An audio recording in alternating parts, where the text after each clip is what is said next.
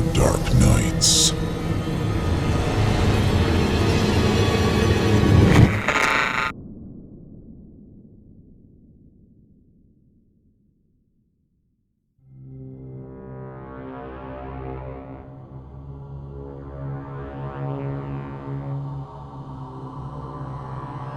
Muddy, written by Patrick Narvasa, narrated by Rachel Rumler.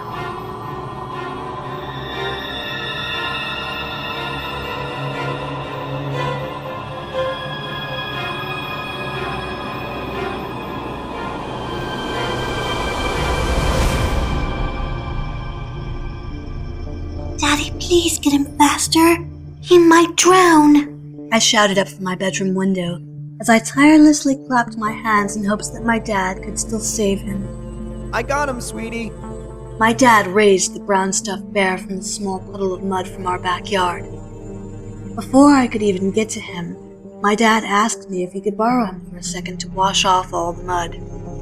The bear wasn't mine. I found him lying at our backyard, under the wheelbarrow and besides the daisies and bushes sinking on mud.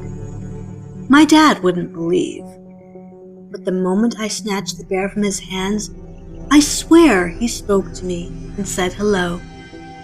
Every day after school, Muddy would sit straight on top of my pink pony bed and tell me the funniest stories I'd ever heard. One time he told me that Daddy was hugging another girl besides Mom. What's really funny is that Dad wouldn't hug a girl unless he loved her a lot. Before I'd go to bed, Muddy would also whisper things like, Your mom is smuggling drugs. Or, It's fun to jump outside the window. I didn't know what he was talking about, but I had giggled, because smuggling was a really funny word. He whispered funny things at first, but after a while, the things he said made me really uncomfortable. Muddy would sometimes whisper to me to put pillows on top of my little sister's face while she slept, so that she'd go to what he called a Really wonderful dreamland. forever. The games of treasure hunting he and I used to play became odd. He would sometimes lead me to the kitchen and tell me that the treasure would appear once I grabbed the knife off the counter. But even with this, I still didn't believe that he meant any harm. He pinky promised. He promised me that he'd protect me from the monsters outside my window, the monsters under my bed, and the monsters inside my closet. Muddy said he would never let them get to me. A loud tapping woke me up. As I sat and listened, I realized the sound was coming from my backyard. Night covered my room like a big black gift wrapper, but the moonlight that pierced the darkness through my bedroom window, not to mention my Muddy, kept me comfortable. I wanted to ignore it, wanted to hide under my monster-proof blanket. The noise kept me from sleeping.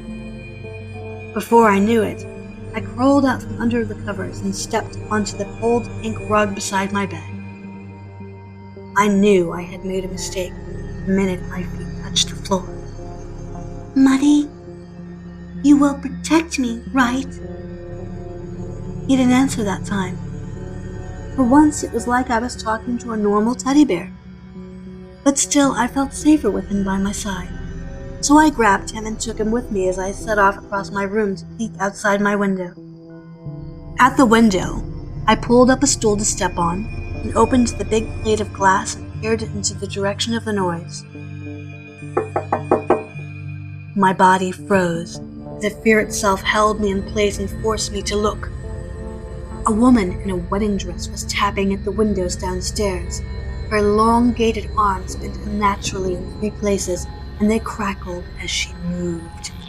Her claw-like nails were black as crow's feet and sharp as a tiger's. The eeriest part, though, was that her head was covered by a brown bag with a rope tied around her neck. Her head shook uncontrollably, as if she'd gone mad, like a worm dropped on rock salt. After a few minutes, she wasn't just tapping at the glass anymore. She was banging her head against it, as if she wanted to get in.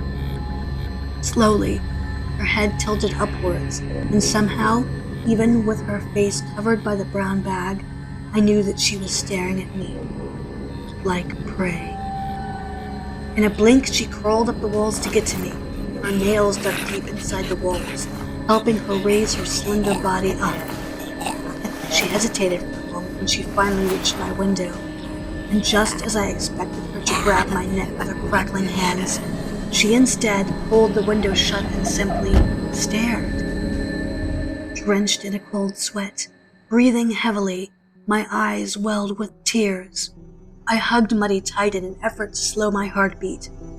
I watched as the woman slowly crept away from the window, clambering down the siding and disappeared into the darkness of my yard, retreating to wherever it had come from. In shock, I found myself unable to scream help or to call for my parents.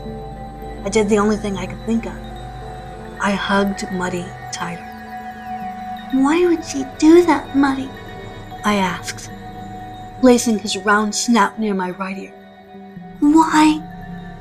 Where I instead expected no reply, the bear spoke in a slow, raspy voice. Some monsters are just jealous. Nearly hysterical, I tossed the bear to the foot of my bed and stared wide-eyed.